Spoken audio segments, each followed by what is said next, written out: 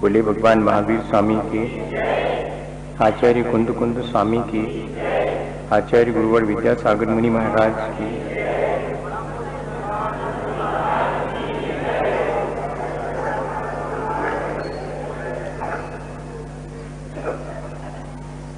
भगवान महावीर स्वामी के शासन में और हमें अहिंसा और परस्पर सौहार्द की बात दोहरानी पड़े तो ऐसा लगता है कि जैसे हम सब लोग धीरे धीरे करके अपने ही जीवन को शायद पतन की तरफ ले जा रहे हैं। इसीलिए तो हमारे उत्थान के लिए समय समय पर हमें भगवान महावीर स्वामी के कहे गए वचनों का स्मरण दिलाना पड़ता है। भगवान महावीर स्वामी ने हमें अहिंसा का जियो और जीने दो का संदेश दिया। हमने कितना पालन किया वो तो शायद किसी के लिए उदाहरण के रूप में हम नहीं दे पाए, लेकिन जिन्होंने पालन किया वे आज भी उदाहरण के रूप में सारे देश में जाने जाते हैं। महात्मा गांधी का नाम, लाल बहादुर शास्त्री का नाम और विनोबा भावे का नाम अहिंसा और सत्य के प्रयोग करने वालों के नामों में शामिल है। अहिंसा को व्याख्यायित कर लेना, अहिंसा के लिए एक बहुत बड़ी धर्म सभा में अपने विचार व्यक्त कर लेना, या कि थाली में अहिंसा का ध्यान रख लेना, ये बहुत आसान है। लेकिन जिनका पूरा जीवन अहिंसा और सच्चाई की प्रेरणा देता रहा, इसलिए भगवान महावीर स्वामी के कही गई अहिंसा को सामाजिक स्तर पर सक्रिय रूप से प्रकट करने वालों में इन सब लोगों का नाम आज स्मरण करने के योग्य है। विनोबा भावे तो 11 सितंबर को जन्मे थे, किसी को भी याद नहीं रहा। क्यों याद रहेगा? 2 अक्टूबर को आज याद करने बैठे हैं महात्मा गांधी और शास्त्री जी को। लगेगा तो बहुत सांसारिक सा, परमार्थ हमने कभी इसमें माना नहीं। हम तो सिर्फ हमसे कोई प्रयोजनभूत 7 तत्वों की चर्चा करें, आत्मा की बीच बीच में बात करें तो उसी को धर्म मानते हैं। ऐसा बोल रहा हूं, आप बुरा नहीं माने, और माने भी तो आप अपने आप को संभाल लें। हमें अहिंसा में, और वो भी सक्रिय और सामाजिक अहिंसा में, कहीं कोई धर्म दिखाई नहीं पड़ता। हमें भाईचारे, सह अस्तित्व और सेवा में धर्म दिखाई नहीं पड़ता। ये हमारा दुर्भाग्य है।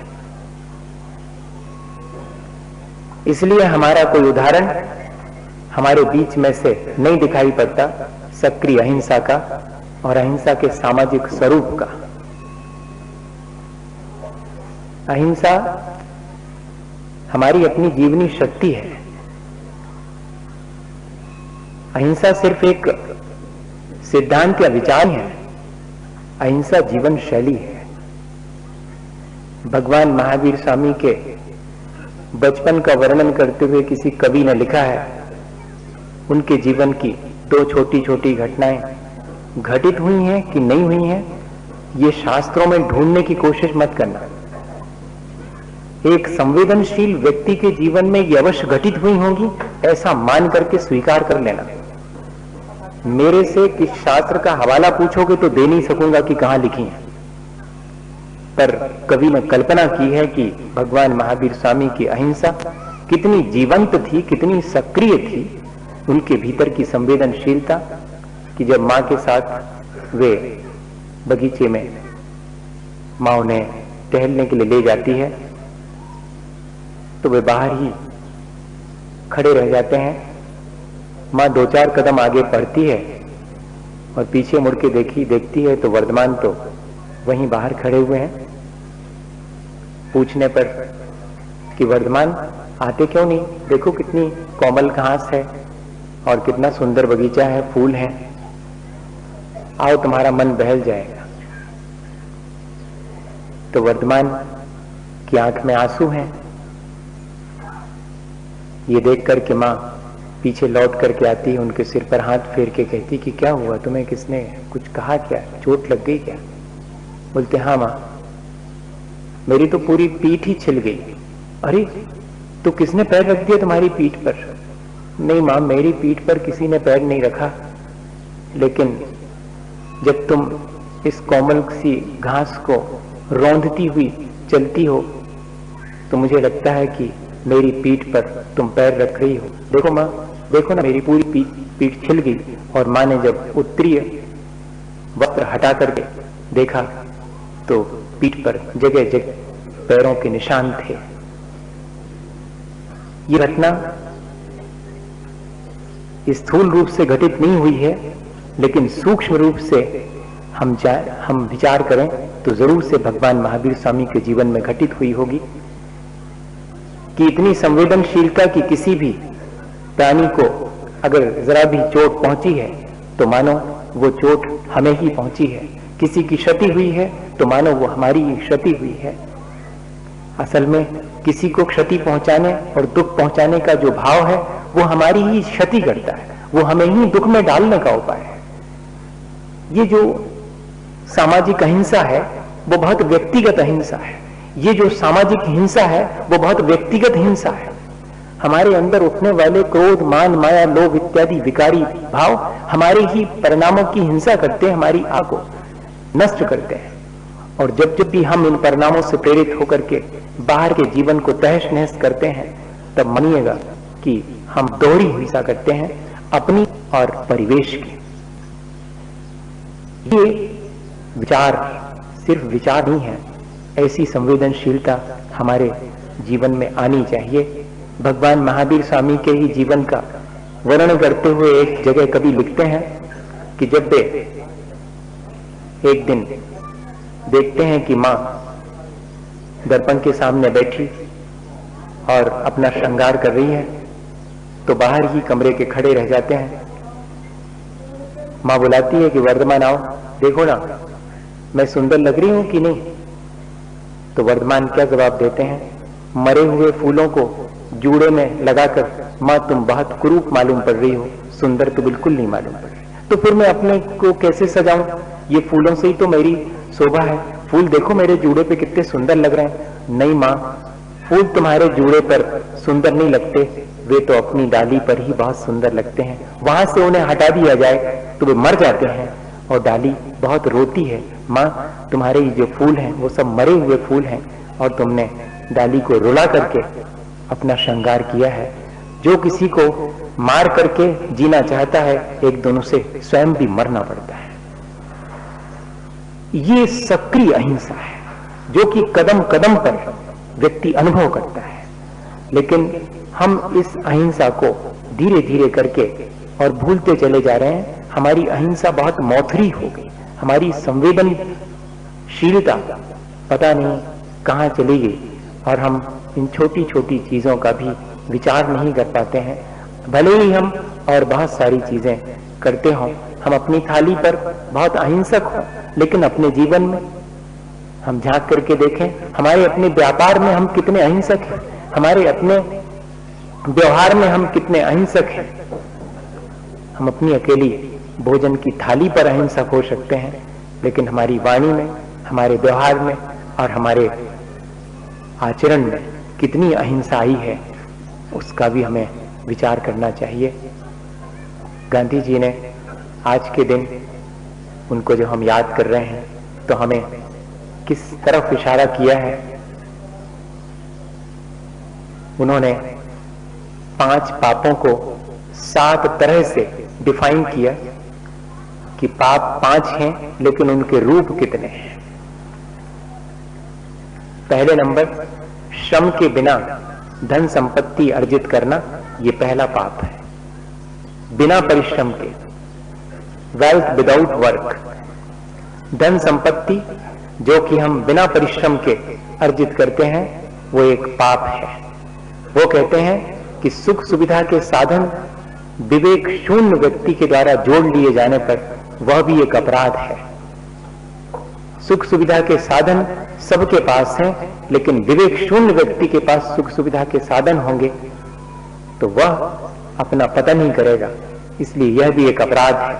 उनका कहना है कि बिना चारित्र का ज्ञान पाप है। सुन रहे हैं आप? नॉलेज विदाउट कैरेक्टर इज सिन। बिना चारित्र का ज्ञान पाप की तरह है, अपराध है। वो कहते हैं कि बिना नीति न्याय के धंधा करना, कॉमर्स विदाउट मॉरलिटी, वह भी एक अपराध है। उनका कहना कि बिना मानवीयता के विज्ञान अपराध की प्रवृत्ति उत्पन्न करता है, बिना त्याग के धर्म व्यर्थ है, बिना सिद्धांत के राजनीति भी अपराध की तरफ ले जाएगी। इतनी बातें बहुत पहले वे कह के गए और आज ये सब बहुत रिलेवेंट है। आज ये सब एक बार फिर से याद करने के लिए दोपहर में मैं तो इन चीजों के बारे में बहुत थोड़ा सा जानता हूं। जो बहुत जानकार हैं स्वदेशी के IIT कानपुर से, जिन्होंने इंजीनियरिंग करी, बहुत सारी डिग्रियां हासिल की, वो देश में एक व्यक्ति जो कि आज यहां पर अपनी स्वेच्छा से और आपके बीच उपस्थित होने वाला है। सुनिएगा, कभी 1.5-2 घंटे चित्त से सुनिएगा। वैसे तो 4 घंटे तक लगातार बोलने की सामर्थ्य रखने वाला व्यक्ति है, लेकिन 1.5-2 घंटे तो आप आराम से मन बना के सुनिएगा कि हम कहां जा रहे हैं और कितना पतन हमने अपना ही नहीं, हमारे अपने साथ साथ देश का भी पतन किया है अपने थोड़े से अज्ञान की वजह से। तो वो अपन दोपहर में सुनेंगे। मैं तो आपको संक्षेप में ये सारी चीजें याद दिलाना चाह रहा हूं। और इस बात की तरफ आचार्य श्री का ध्यान गया और आचार्य श्री ने फिर सक्रिय अहिंसा के लिए एक प्रयोग शुरू किया। और वो प्रयोग था कि हम अपने भीतर अगर दया, करुणा और मैत्री का कोई भाव शेष रहा है तो उसे पर व्यक्त करें। कैसे व्यक्त करें? आप अपनी घर में 10 ठो गाड़ियां रख लें, उन पर हाथ फेरें तो कभी कोई दया करुणा उत्पन्न नहीं होने वाली। ध्यान रखना, रोज फेरते हैं उस पर हाथ कपड़े से उसको चमकाने के लिए, लेकिन कभी दया करुणा उत्पन्न नहीं होती। लेकिन घर में अगर एक पशु है, एक गाय रख रखी है, अहिंसक पशु की बात कर रहा हूं, कुत्ता रख रखा होगा आपने, रख सकते हैं आप, क्योंकि जिसका जैसा सोच होता है वैसे ही जानवर पालता है। हाँ, बुरा नहीं मानिएगा। पहले के लोगों का शाकाहारी पशुओं और अहिंसक पशुओं को, जिनके की सिर पर हाथ फेरने पर हमारे भीतर की दया, करुणा और अहिंसा का विचार संचारित होता है।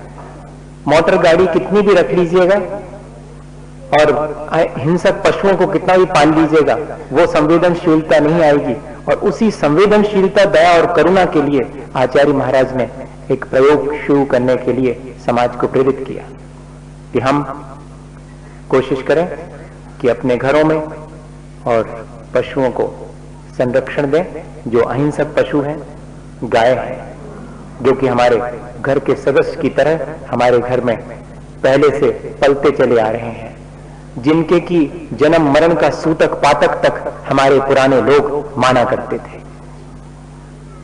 अपने परिवारजनों की तरह वे उस पशु का पालन पोषण करते थे। अगर हम वैसा नहीं कर पाते तो जैसे बहुत पहले विनोबा ने कहा था कि 50 लोगों के बीच और 50 जानवरों को रखने की एक गौशाला होनी चाहिए, ताकि अगर इंडिविजुअल घर में जगह नहीं है एक एक गाय को पालने की, तो 50 गायों को एक स्थान पर रख दिया जाए और 50 घर उन 50 गायों की सेवा करने के लिए तय रहें।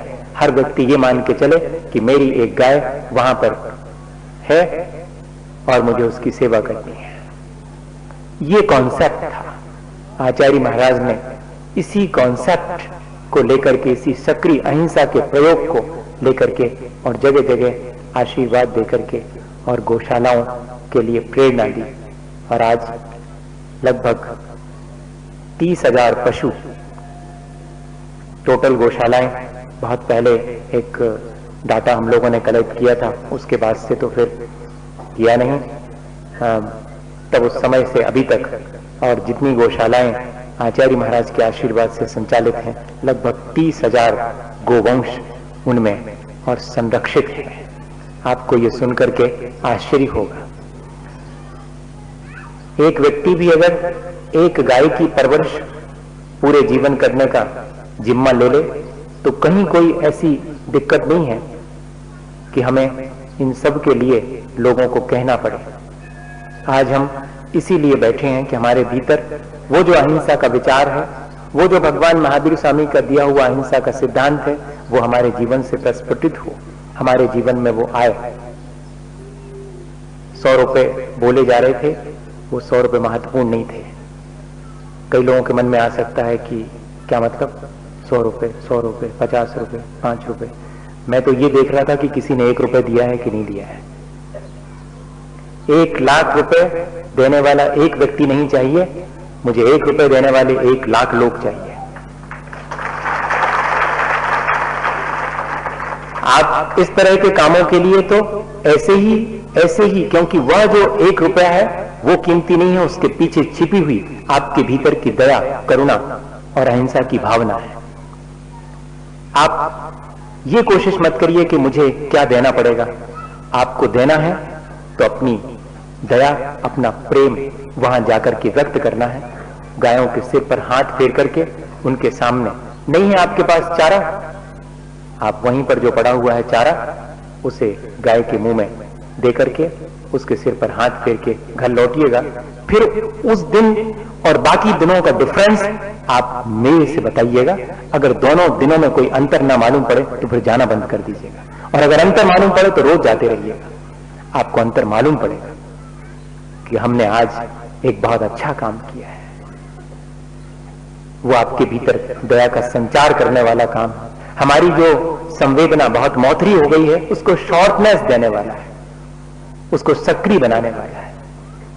वहां देख करके आएंगे जब कि कोई गाय गिर गई है, कोई गाय अशक्त होकर के पड़ी हुई है, क्या मन में नहीं लगेगा कि काश ऐसा होता कि उठ के खड़ी हो जाती, काश ऐसा होता कि इसकी तकलीफ दूर हो जाती। बस आप नहीं कर पाए हैं तकलीफ दूर, वो तो कोई नहीं कर सकता किसी की भी, लेकिन भावना तो कोई कर सकता है ना। मैं किसी को मारने नहीं दौड़ता, ये बहुत अच्छी अहिंसा है, लेकिन मैं किसी को बचाने नहीं दौड़ता, ये मेरी अधूरी अहिंसा है। ठीक है, मैं मारने नहीं दौड़ता हूं, बहुत अच्छा है, पीठ थपथपा लो अपनी, आप अहिंसक हैं, लेकिन आप किसी को बचाने नहीं दौड़ते हैं, तभी आप आधे अधूरे हैं।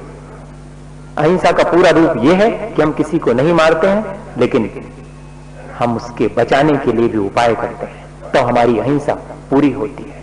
हमें ये विचार धीरे धीरे डेवलप करना चाहिए। आपसे आज के दिन, क्योंकि जब जब भी इस तरह के आयोजन होते हैं, लोगों को लगता है कि मांगे जाएंगे पैसे, होगी अपील कि देव भैया जी हैं टिकट रसीद कट्टा सो कटवाओ।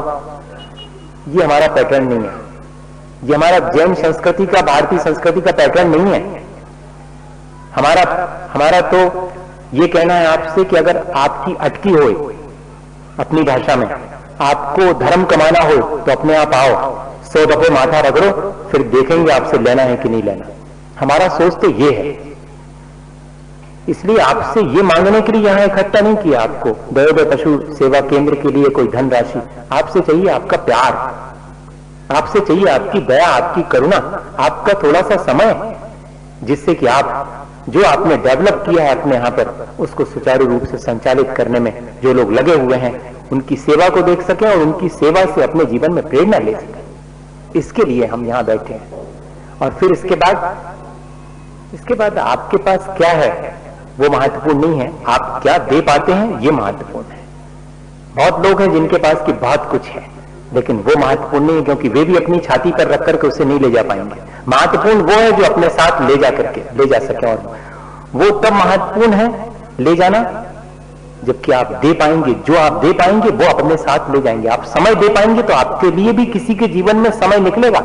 आप किसी की सेवा के लिए समय निकालेंगे तभी आपके माथे में दर्द होने पर कोई आपकी सेवा के लिए समय निकाल पाएगा, वरना कोई नहीं है समय निकालने वाला आपकी सेवा के लिए। ये ध्यान रखिए, बहुत कड़ी बात कह रहा हूं।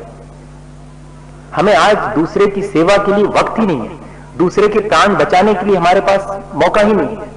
मौका आता भी है तो हमारे पास उसके लिए वक्त नहीं है। ये आचार्य महाराज का बहुत गहरा सोच रहा है इस गौशाला के पीछे कि हम किसी से कुछ नहीं कहने जा रहे हैं। आपको गायों को मारना है, आप मार सकते हैं, हम क्या कर सकते हैं? हमारा काम तो बचाने का है, हम जितना हो सकेगा बचाएंगे। लोगों ने कहा कि अरे जहां हजारों गायों को मारा जा रहा है वहां पर आप एक को बचा लेंगे तो क्या होगा? मैं आपको एक छोटी सी घटना सुनाऊं। एक समुद्र के किनारे व्यक्ति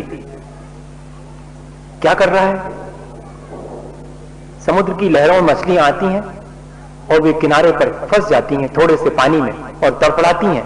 वो व्यक्ति क्या करता है, उसमें से एक मछली को तेजी से उठा करके गहरे समुद्र में फेंक देता है, फिर वहां से भाग करके दूसरी मछली को उठा करके फेंक देता है। कितनी सी मछलियां उठा करके फेंकता है, और तीर में तो सैकड़ों मछलियां थोड़े से पानी में मर जाती हैं। एक व्यक्ति वहीं पर खड़ा हुआ और हंसता है कि क्या फर्क पड़ता है तुम्हारी एक मछली को पानी में उठा करके फेंक देने से? तो बोलता है मालूम क्या, कि किसी और को फर्क पड़ता हो ना पड़ता हो, लेकिन जिस मछली को मैंने गहरे पानी में फेंका उसको फर्क पड़ता है।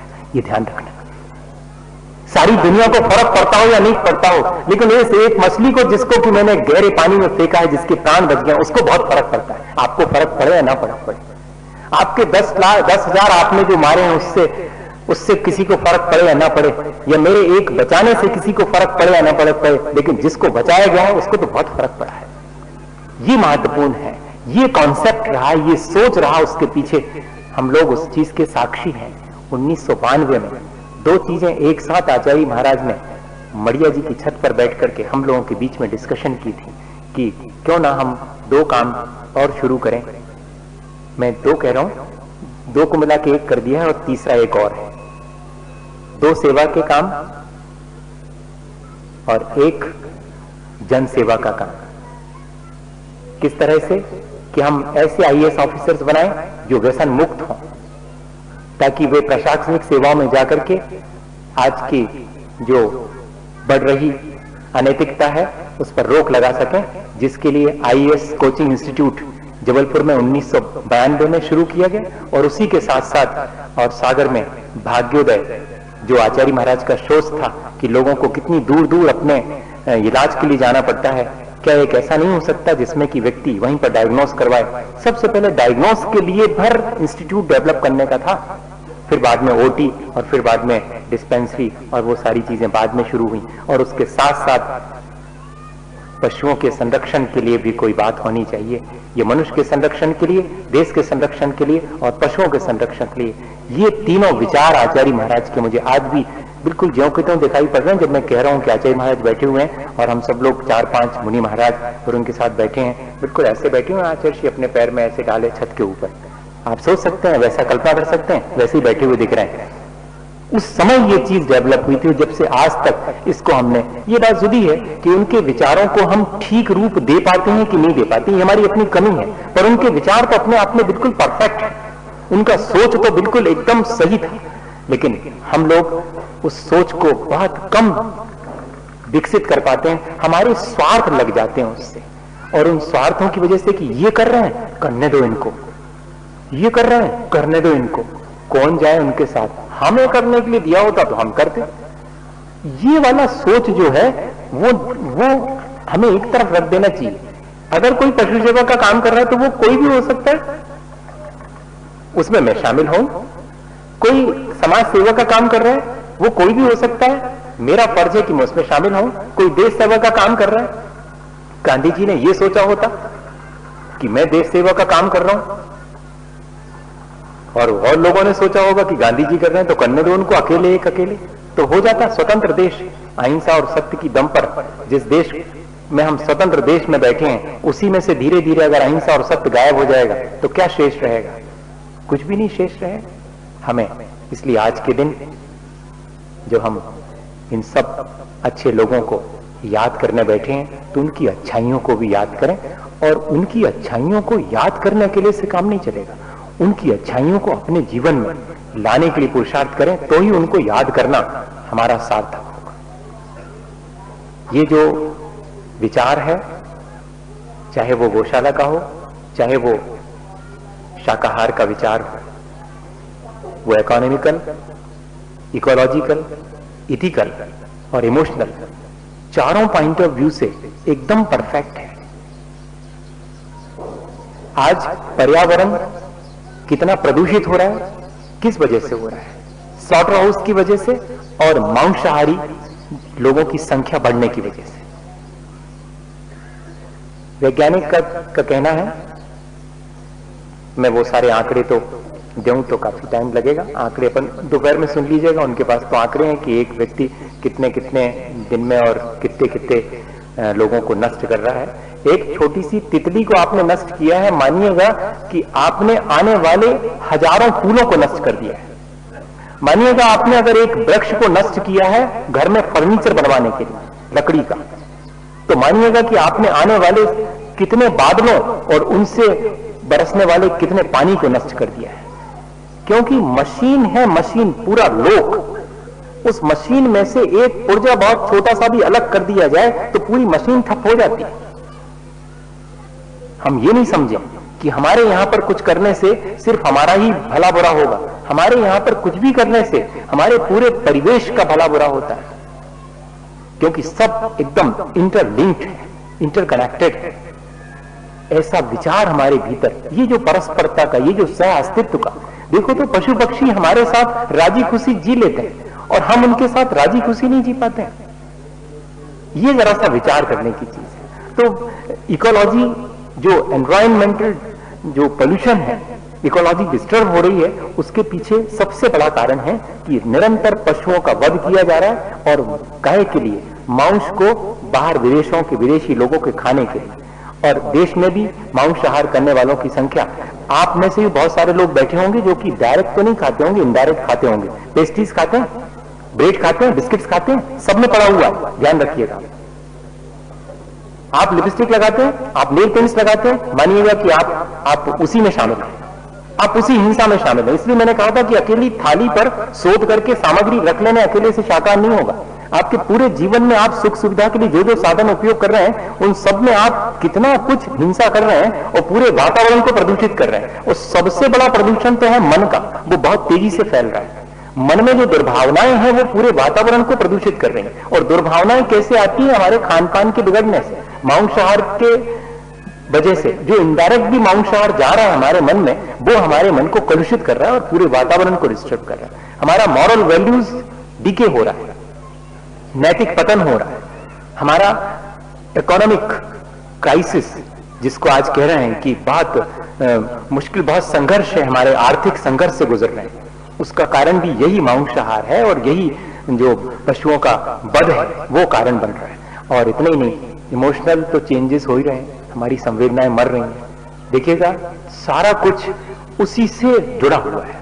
हमें विचार करना चाहिए, अपनी संवेदना को अगर हम बढ़ाते हैं, अगर हम पशुओं को संरक्षित करते हैं, उनको प्यार देते हैं, तो उससे हमारी संवेदना बढ़ेगी, हमारा व्यवहार परिवर्तित होगा, हमारा आचरण बदलेगा, हम थोड़े से अहिंसा की तरफ आगे बढ़ेंगे। ये विचार हमारे जीवन में और लाना चाहिए। मैं विशेष क्या कहूँ, बस इतना ही कहता हूँ। मुझे इस तरह की बात करने की अब आदत नहीं रही। मैं पहले इस तरह की बात करता था तो बहुत रोता था। अब मैंने वो 94 के बाद बंद कर दिया है। 10 साल के बाद में मैं आपके बीच में ये बात कर रहा हूँ। फिर मैंने छोड़ दिया था क्योंकि लोग जो है वो इन चीज़ों को बहुत प्रवचन की तरह लेने लगते हैं और तालियां पीटते हैं जब इस तरह की कोई बात कही जाती है, लेकिन वे अपने जीवन में उन सब चीज़ों को अनुभव नहीं कर पाते हैं। तो फिर मैंने धीरे से शाकाहार के अभियान को, इन सब चीज़ों को बस साइलेंटली, चुपचाप, और लोगों को नैतिक जीवन मूल्यों के प्रति जागरूक करना, उनके भीतर प्यार, उनके भीतर अहिंसा, उनके भीतर करुणा उत्पन्न करना, बस इतना ही मैं सोचता हूँ कि बहुत है। क्योंकि आज के समय में और ये सब चीजें तो सिर्फ मंच, माइक और माला तक सीमित होकर रह गई। शाकाहार अभियान भी वहीं तक सीमित होकर रह गया था, जिसको कि व्यक्ति व्यक्ति तक जाना था। इसलिए मैंने उससे विड्रॉ कर लिया। मैं बहुत स्पष्ट 10 साल के बाद आपसे ये बात कह रहा हूँ, क्योंकि वैसा अवसर यहाँ पर है। एक छोटी सी घटना सुनाऊं, पाकिस्तान की घटना है। जो लोग भी हैं वो इससे शिक्षा लें, क्योंकि कुछ परिवार ऐसे होते हैं जिनमें बचपन से और हिंसा ही सिखाई जाती है। ये तो भारतीय संस्कृति है जिसमें बचपन से प्यार सिखाया जाता है। जाओ, गाय बाहर होगी, बेटे जाओ रोटी डाल के आओ। जाओ, कोई दरवाजे पर मांगने आया होगा, आटा देकर के आओ। ये अपने प्रेम को व्यक्त करने के उपाय थे। ये किसी को कुछ कहने के लिए, किसी को स्वार्थी बनाने की प्रक्रिया नहीं थी। तो हमारे यहाँ तो अहिंसा सिखाई जाती बचपन से। घर में काम करने वाले नौकर को भी धीरे से कहा जाता है कि आओ, सब लोग, घर के लोग मिठाई खा रहे हैं, थोड़ा बाद में काम कर लेना, खा लो ये नाश्ता, तुम भी कर लो, फिर बाद में काम कर लेना। अब वो सब चीजें खत्म है, लगभग खत्म है। फिर भी जो शेष बचा है उसको ही संभालना भी हमारा कर्तव्य है, ऐसा सोच करके उस हिंसक परिवार में, और चाकू से जानवरों को नष्ट करने की प्रक्रिया तो बहुत बचपन से थी। और खेल खेल में और उस परिवार के 2 बच्चों ने कहा कि आओ भी अपन भी खेल खेलते हैं। और छत के ऊपर पिता एक बकरी को और उसकी गर्दन को नष्ट करके और गए थे। उनका वो सब औजार वहीं पर पड़ा हुआ था। तो 2.5 साल का छोटा भैया, 5 साल का बड़ा भैया और छोटे भैया को उसने कहा कि आओ अपन भी जैसा पिता ने किया वैसा ही खेल खेल के देखते हैं। तो उसको लिटा दिया, वो भी लेट गया और उसके गर्दन पर धीरे धीरे चाकू फिराना शुरू किया। जब उसके गर्दन से खून निकलने लगा और वो चीखने चिल्लाने लगा, तो उसने कहा कि ऐसी तो वो भी चीखती थी, तुम भी चीख रहे हो। तो पिता उसके पैर दबा देता था, मैं भी दबा के देखता हूँ, उसके पैर दबा करके और जोर से उसको। तब वो लहूलुहान हो गया उसकी चीख सुन करके, और माँ ऊपर भाग करके आई। माँ भाग करके आई, तब तक 5 साल के बेटे को ऐसा लगा कि मेरे से कुछ गलत हो गया। तो वो माँ के भाई की वजह से भागा, और उस जो छत थी उसमें कोई बाउंड्री वॉल नहीं थी, दीवार नहीं थी, तो वो भागा तो वो नीचे गिर गया। माँ उसको बचाने के लिए, और जब तक हाथ पकड़े तो वो भी उसके साथ नीचे गिर गई। और आप देखिएगा कि जब तक ये सब हल्ला मचे, वहां से लोग भागे भागे आए, तब तक ये जो 2.5 साल का बेटा था जिसको कि गर्दन पे चाकू चला दिया गया था, वो ही मर गया। और माँ बचाने के लिए गई थी, वो तो सिर्फ बेहोश हुई थी। और उसका बेटा जो बड़ा 5 साल का था वो मर गया था। लेकिन माँ को जब होश में लाया गया तो उसने सबसे पहले ये कहा कि जिसे मैं टब में बिठाल करके स्नान करा रही थी, 1.5 साल का बेटा, वो कहाँ गया। तो जाकर के वहां देखा तो वो तो उसके पानी भर चुका था और वो भी खत्म हो गया था। एक साथ हमारी संवेदनहीनता, हमारी हिंसा का ये दुष्परिणाम, ये सच्ची घटना है। इससे हमें प्रेरणा लेनी चाहिए कि हमारी भारतीय संस्कृति में हमने कभी भी किसी को मारना या किसी की क्षति पहुंचाना, किसी को दुख पहुंचाना नहीं सिखाया। बच्चों को हो सके तो उनको प्यार करना सिखाइएगा। गांधी जी की बहुत सेवा करती थी उनकी नातिन मनु बहन, और वो उनको को पट्टी रखती थी, मिट्टी की पट्टी, मालिश कब करनी है सब उसको मालूम था। एक दिन मिट्टी की पट्टी रख रही थी वो, तो बापू ने देखा कि आश्रम में कुछ काम करने के लिए, व्हाइट वॉश करने के लिए मजदूर आए हैं और वो रोटी खा रहे हैं, और उनकी रोटी बहुत कड़ी है, वो चबा के बहुत मुश्किल से खा पा रहे हैं। तो उन्होंने कहा कि मनु बहन, तू ऐसा करना कि अपने आश्रम में कितनी छाछ होती है, इनको छाछ दे दिया कर। मनु ने कहा कि हाँ बापू दे दिया करेंगे छाछ। तो 3 दिन के बाद देखा कि वो फिर से सूखी रोटी खा रहे हैं। तो मनु से कहा कि क्यों बेटे, तुमने इनको छाछ नहीं दी। अरे बापू मैं भूल गई। जैसे ही ये कहा कि मैं भूल गई, तो बापू ने कहा कि ठीक बात है, गलती तेरी नहीं है। अब इस भारत में माता पिता की गलती है कि वे अपने बच्चों को दूसरे की मदद करना नहीं सिखाते, इसलिए जब जब दूसरे की मदद की बात आती तो हम तो भूल ही गए। हम तो आज गाय को घास डालना ही भूल गए, गाय को पानी पिलाना भूल गए। हम तो आज सुबह से शाम तक किसी के लिए प्यार देना ही भूल गए। हम तो उसका शोषण करना जरूर याद रखते हैं, हम तो उसको दुख पहुंचाना जरूर याद रखते हैं, हम तो ये चीजें जरूर हम नहीं भूलते हैं। और बाकी जो हमारा अपना जीवन का मूलभूत, हमारा मौलिक जो कहना चाहिए अहिंसा का विचार था, उसको हम भूलते जा रहे हैं। याद करिएगा जरूर आज का दिन अपने उस मौलिक विचार को जो भगवान महावीर स्वामी के द्वारा दिया गया था, उस अहिंसा के मौलिक विचार को याद करने का, और उन सब महान आत्माओं को जिन्होंने अपने जीवन में इस विचार के माध्यम से अपना कल्याण किया, उन सबको याद करने का दिन है। इसी भावना के साथ कि हम सब अपने भीतर इस दया और करुणा को ला करके अपना जीवन सार्थक बनाएंगे। बोले आचार्य गुरुवर विद्यासागर मुनि महाराज की।